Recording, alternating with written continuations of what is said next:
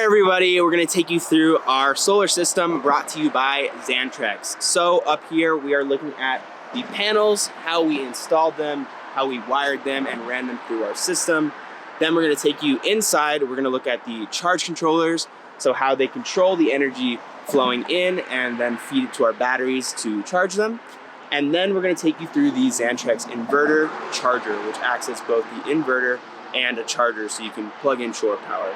So we have many methods of getting our batteries charged, and this is just one of them to start. So our solar panels up here, we have four 160 watt, is that right, Skye?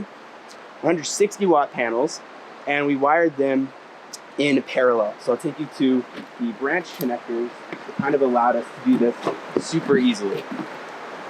So you can see them kind of peeking out here. So Xantrex provides you with these branch connectors that allow you to attach your negatives together super easily. These come off here, here, and here. And when you originally get the panels, you know, these are off here and this is not attached. And all you essentially do is click these two together on this side, and then you have a connection that leads off down into your charge controller. So it's super easy to do. You hear a little click for each of them, and then they're good to go.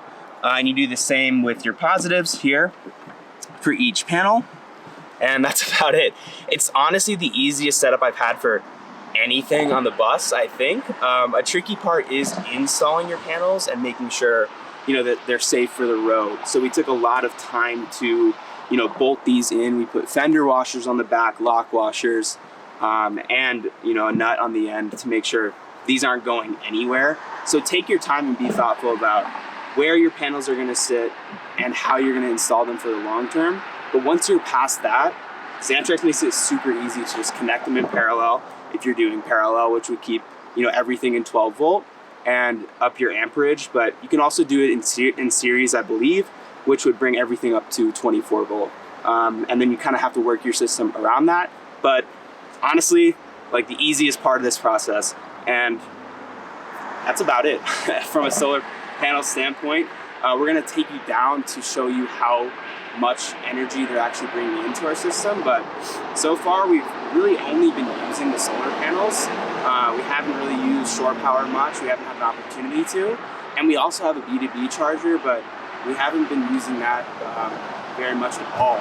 So these panels have been kind of carrying us most of the way, and yeah, really effective.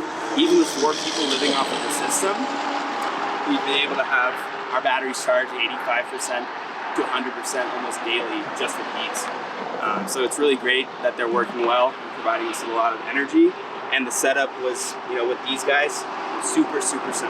So that's kind of a brief overview of our panel setup here. So once you have your panels wired together like this, you then have to figure out, you know, how are you going to enter the vehicle. And Xantrex, again, makes it very easy to do this without worrying about that dreaded hole you have to cut in your ceiling and the leak and all that. So you lead them off of your panels, and then you have to figure out where you're going to put them down into your ceiling. So we did that right up here. And they have these cable covers that essentially allow you to cut, you know, 2 very small holes for your wires to enter. And then these things are fully waterproof. So they have these interesting fixtures here that kind of keep water out while allowing the wire to pass through. And then we just put a bunch of sealant on the end there, stuck them down, and that was about it. And they work really well. We haven't had any leaks with them or anything like that. So yeah, that's the first time we haven't had a leak with something. So they work very well, and then that allows you to get inside your vehicle, down to your charge controllers, and into your system. So we installed the solar panels on top. Yes, right there. Then branch connectors, then in through the ceiling, then all my sound effects are the same. Down through the ceiling. That was fun because guess what, everyone? We had finished our ceiling before installing solar panels. Well, the wires for the solar panels. Don't do that. We had to create a hook out of wire, run the hook up to the wires, and then pull everything down through the ceiling. So we got the wires through here, and we ran them through this sidewall here, down, and then into the box. Here, where a bunch of my wires are sitting. Please don't judge me again. And then from there, we ran them through fuses and then a switch. So we can turn the power on and off. Right now they are off. I'm going to turn them on for you guys to show you how much power we're bringing in. And then you can see the positives running to their respective charge controllers. So this is the charge controller for one array. That's a charge controller for the other array, as we were talking about on top.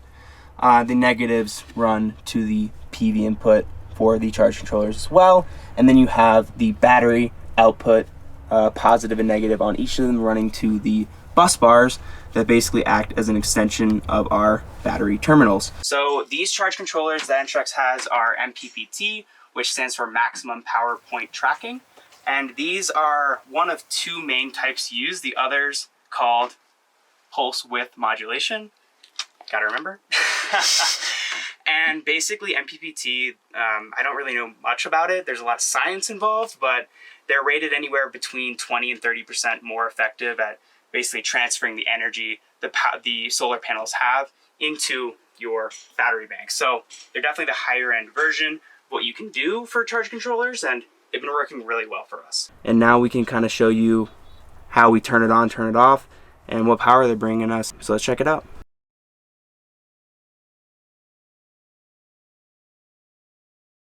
So these little remote control panels here that Xantrex provides allows you to see basically everything that's on that charge controller on something that's more easily accessible. So we don't have to lift this up to kind of make adjustments or see what we're pulling in terms of amps. So if we check it out now, it's almost 4 o'clock, so we're not at peak sunlight, but we're pulling in, this is on volts. Let's see if we can navigate to amps. Here we go. 6.6 in one array. It's fluctuating because of the clouds and all that. And the other one is at 7.16, so that one's also fluctuating. And as you get cloud coverage, that'll happen.